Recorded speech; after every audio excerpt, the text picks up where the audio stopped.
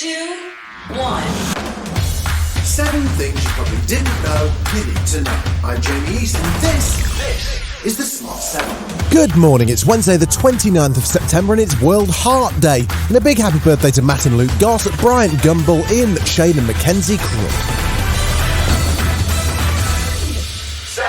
As we enter day 5 of the fuel crisis, there's no real sign of a breakthrough. Queues continue at petrol stations and prices have risen, but Transport Secretary Grant Shapps says things are starting to stabilise. And there are now the first very tentative signs of stabilisation in the forecourt storage, which won't be reflected in the queues as yet. The sooner we can all return to our normal buying habits, the sooner the situation will return to normal. Army drivers are being put on standby for fuel delivery, but Shadow Home Secretary Nick Thomas-Symonds says this remains a government-created problem that they seem unable to solve. We find ourselves in this position because of a complete failure of the government to lead and to plan ahead. So this is a catastrophic failure of leadership that looks like we've ended up with petrol running out, the Prime Minister talking about bringing the army in. This is a crisis of the government's own making. Boris eventually popped up offering sympathies for those with empty tanks. I know how frustrating and infuriating it must have been. I would just urge everybody to go about their business in the normal way and fill up when you really need it.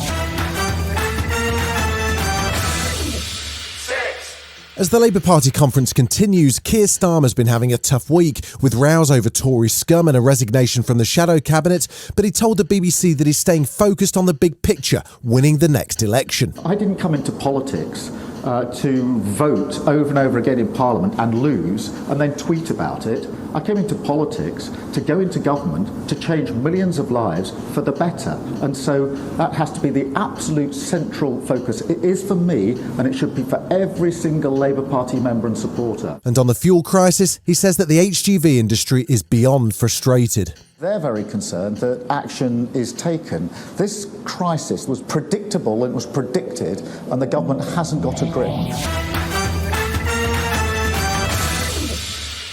Joe Biden's in the middle of a tough phase of his presidency. His polling numbers are dropping, COVID's continuing to be a real problem for the US, and he's struggling to get his $3.5 trillion infrastructure bill through Congress. Maybe it's time for a little help from his old friend Barack Obama.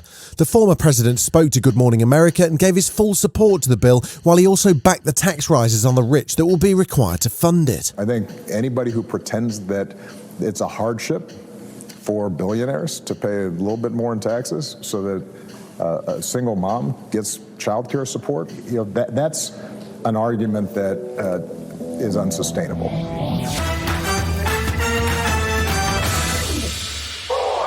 Greta Thunberg has been a voice for climate action since 2018, when at 15 she started protesting outside the Swedish parliament. And now, even though Boris is talking about bunny hugging and Kermit the Frog at the UN, he's not impressed Greta, who's running out of patience with the slow pace of change. She spoke at the Youth for Climate Summit in Italy on Tuesday night and was scathing in her response to climate promises by both Boris and Joe Biden. This is not about some expensive, politically correct green act of bunny hugging or blah, blah, blah. Build back better, blah, blah, blah. Green economy, blah, blah, blah. This is all we hear from our so-called leaders. Words that sound great, but so far has led to no action. Still to come on the Smart 7, James Bond takes to the red carpet and Liverpool have a big night in Portugal. Right after this. You're listening to the Smart 7. If you're enjoying it, you might also like the Smart 7 Ireland edition. Just search and follow us on your favourite podcast platform.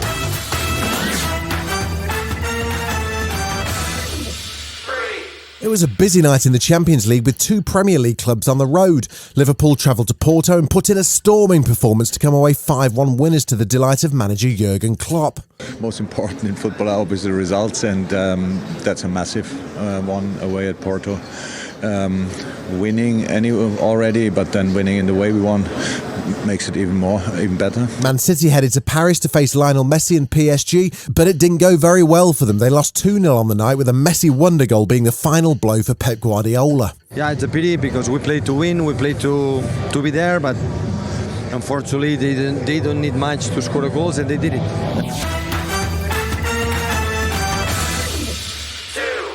They're probably the world's most famous family, partly because their ups and downs, dramas and weddings have been on TV for 20 seasons and 14 years. So with Keeping Up with the Kardashians finally over, James Corden wanted to know from Khloe, what was it like not having cameras follow her every move for a while? Since 2007, we haven't gone 6 weeks without filming. So this 6 months without filming is the longest I've ever had, and it was weird at first, but actually it was nice. But there's nothing like being paid to be with one another.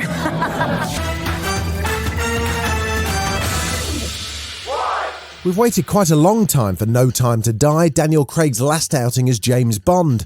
Tuesday night saw its official red carpet premiere, and Daniel Craig in a startling pink tuxedo was in a thoughtful mood. I genuinely don't have any bad memories. I really don't. Everything's outweighed by the good.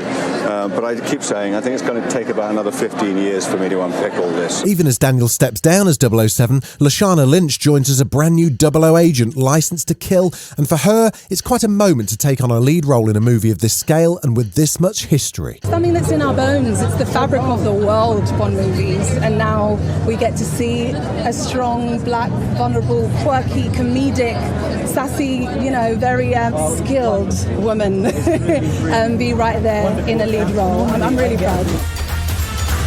This has been The Smart 7. Wherever you're listening, do us a favour and hit the follow button. We'll be back tomorrow at 7 a.m. Have a great day. Produced and published by Daft Doris.